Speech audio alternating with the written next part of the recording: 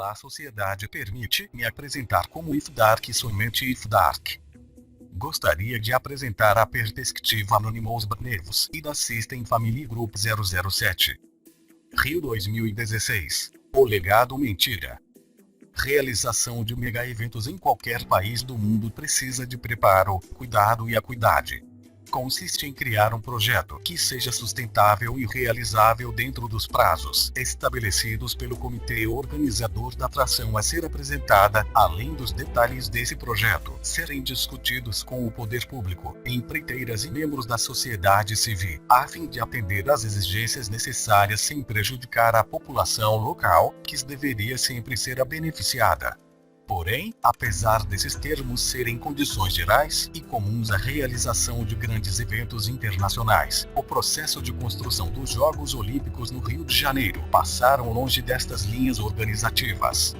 Com vistas a agradar as empreiteiras e suas obras superfaturadas, um estudo produzido pelo Comitê Popular da Copa e das Olimpíadas apontou que, desde a escolha do Rio de Janeiro para abrigar a Copa do Mundo e as Olimpíadas, mais de 77 mil pessoas foram removidas de suas casas. Também houve registro trabalho escravo, mortes ocorridas nos canteiros de obras espalhados por todo o país, e encaradas como fatalidades comuns, abandono de espaços esportivos construídos para o PAN de 2007, o descuido com o futuro das famílias removidas e a falta de planejamento para o futuro destas obras após as Olimpíadas. Surge a pergunta: será que as moscas, o capim e a oxidação serão os futuros habitantes da estrutura olímpica carioca? O que já se pode concluir é que de legado teremos uma cidade mais segregada, favelas e espaços urbanos cada vez mais miseráveis e ocupados por estruturas militares, obras repletas de irregularidades e crimes ambientais irreparáveis a curto prazo. Herdaremos um Rio de Janeiro abandonado pelo poder público e entregue às empreiteiras imobiliárias. A prefeitura serviu a estas empresas, usando argumentos infundados para remover famílias sem discussão da realização de projetos alternativos que não prejudicassem as pessoas que ali já estavam. Ao mesmo tempo, executou projetos para a revitalização de espaços públicos através do investimento privado para finalidades comerciais e meramente lucrativas, contribuindo fortemente para a gentrificação destes espaços. Para os moradores removidos, restou a inclusão de alguns no programa Minha Casa, Minha Vida do governo federal, muitas vezes mais distante de suas moradias originais, ou indenizações irrisórias, ou sem nenhuma indenização. Foram encontrados 11 operários em condições semelhantes à escravidão em obras para as Olimpíadas, em agosto de 2015.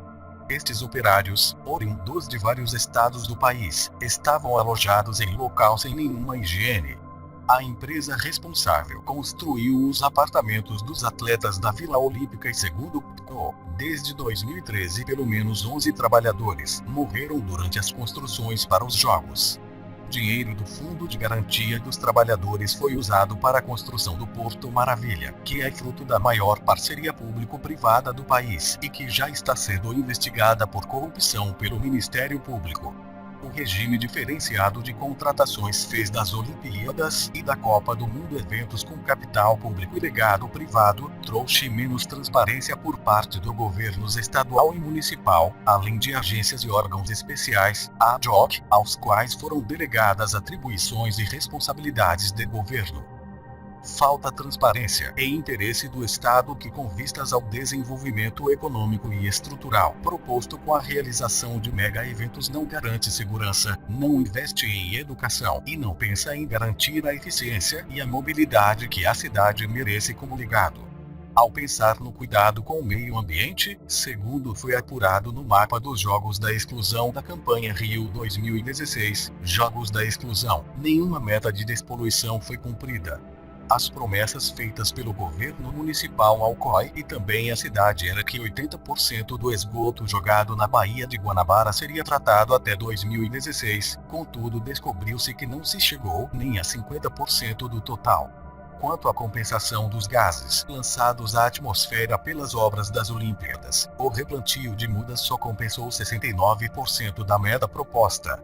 As obras de vias expressas tiveram vários problemas, como o risco de desabamentos, desconforto, superlotação de usuários do transporte coletivo e, claro, favorecimento às empresas que comandam o transporte público na cidade. Inclusive, o Tribunal de Contas do Estado e do município já produziram relatórios ao pedido do Ministério Público por conta de suspeita de formação de cartel pelas concessionárias responsáveis pelo transporte rodoviário na cidade.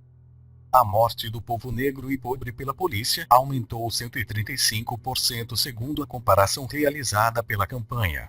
O dinheiro gasto para militarizar favoreceu a polícia, a milícia e esqueceu do investimento em programas sociais, deixando para a população a morte como consequência de uma guerra entre polícia, milícia e traficantes.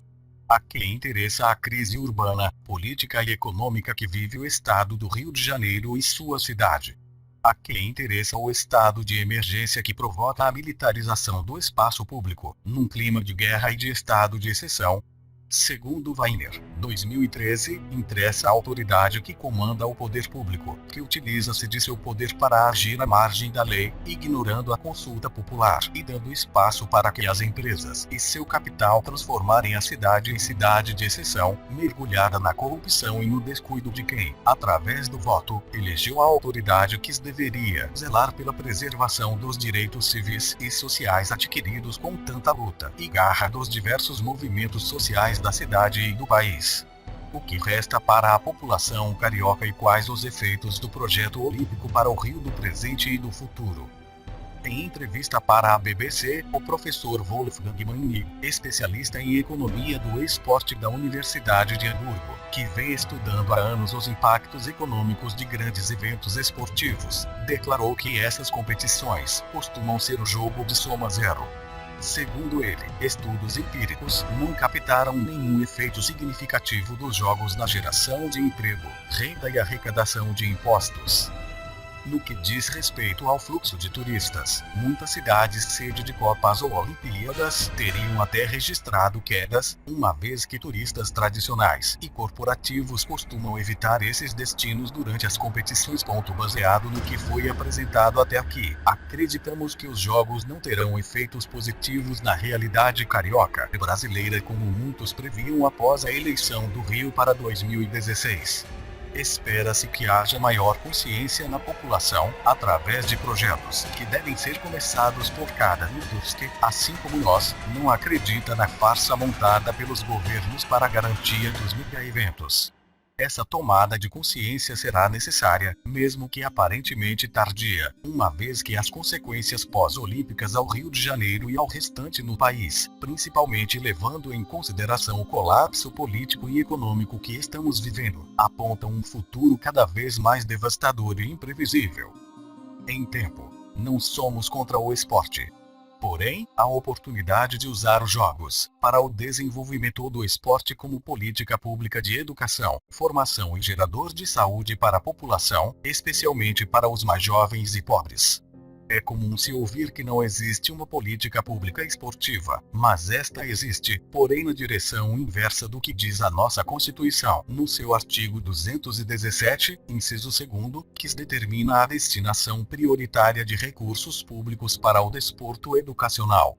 O que vemos, no entanto, é o incentivo e investimento quase absoluto voltado para o esporte de alto rendimento em detrimento do esporte como instrumento de educação, apenas para contabilizar algumas medalhas a mais, inexistindo um legado esportivo social depois dos jogos.